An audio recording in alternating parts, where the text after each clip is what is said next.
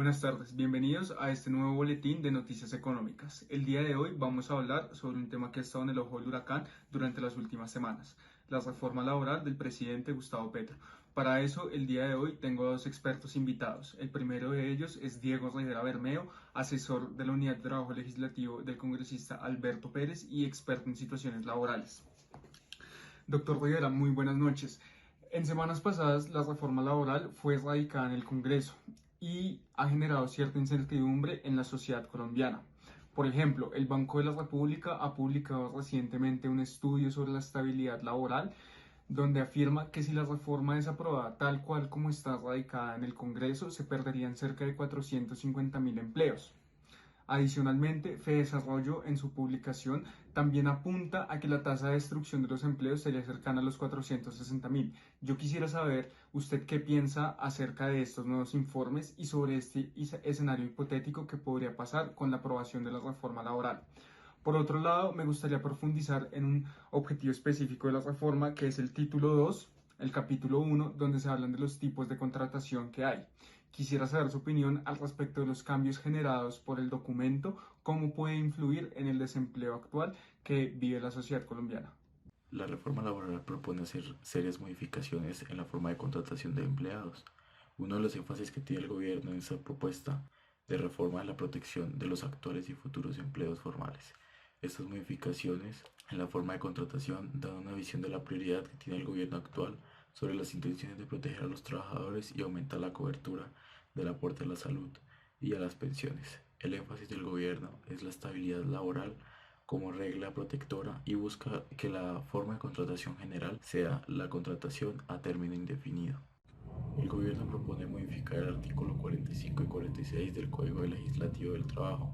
La propuesta del gobierno y la de la ministra Ramírez viene modificar el artículo 45, agregando un tiempo estipulado de aviso para que el trabajador informe a su empleador con 30 días de anticipación sobre su retiro. Por otro lado, el artículo 46, que habla del contrato a término fijo y la contratación por duración de obra o labor determinada, modifica las prórrogas de estos tipos de contrato. Si el empleador 30 días antes del fin del contrato no informa al empleado su prórroga, este pasará a ser un contrato a término indefinido y el empleador deberá asumir toda la coyuntura que significa este tipo de contratación. Sin embargo, haciendo un análisis de las implicaciones que puede generar esta reforma y en especial estos puntos en los que se modifica la forma de contratación, puede dar un concepto imparcial acerca de algunos de los deterioros que puede generar estas modificaciones y en especial su influencia sobre la informalidad del país. Colombia es un país de pequeñas y medianas empresas. La gran mayoría del mercado laboral está condicionado a esto. Voy a dar un caso particular de un tipo de empresa. Naturalmente, las empresas contratan personal marginalmente para aumentar sus beneficios.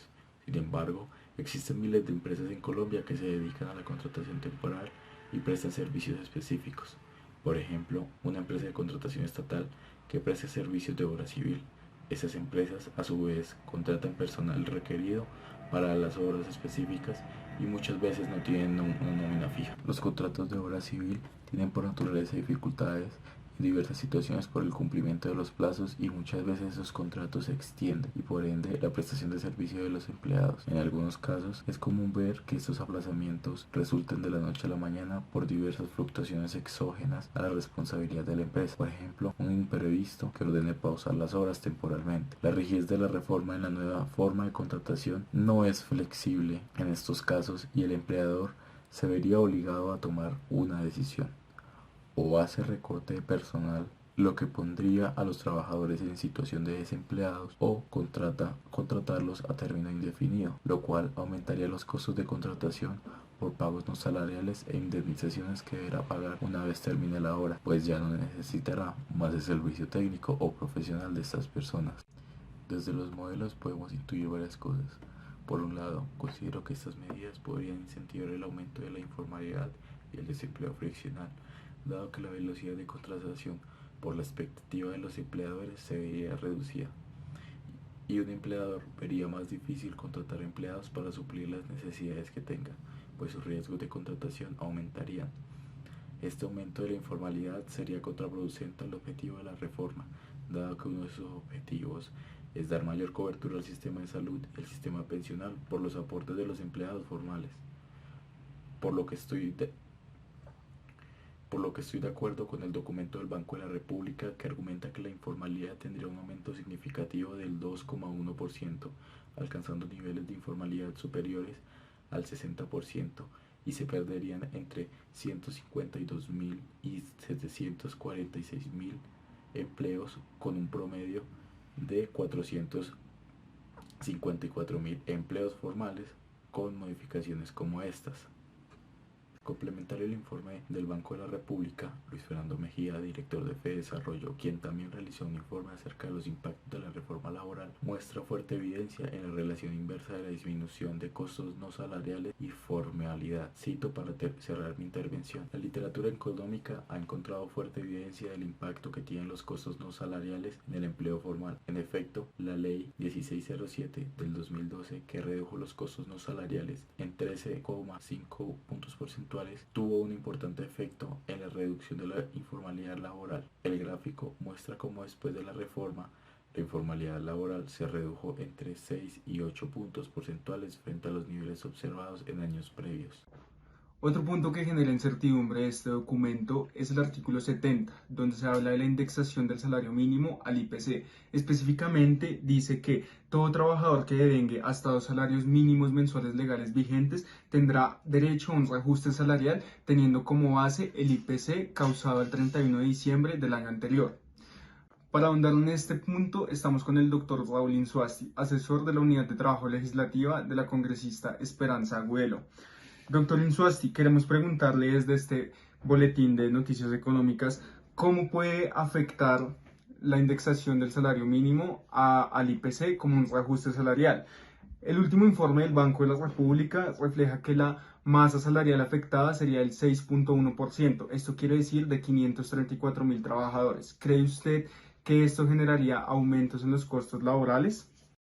Gracias por la invitación, Juan Sebastián.